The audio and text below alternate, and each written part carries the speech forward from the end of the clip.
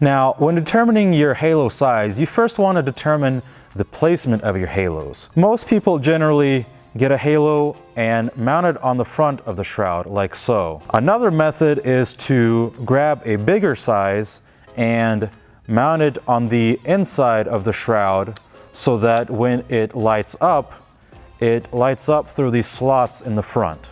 Now, another way is to take your halo and mount it on the inside of the shroud so that when it fires, it shines into the reflector bowl and it reflects out just for a different effect. Now, this is an example of mounting the LED halo inside the shroud with the LEDs facing through the slots. Now, this is an example of mounting the LED halo inside the shroud with the face of the LEDs shining towards the reflector bowl. So we decided to mount a halo on the front of the shroud, but to make that possible, we had to drill necessary holes in the front of the shroud. To secure the halo on the front of the shroud, we used the halo installation wire.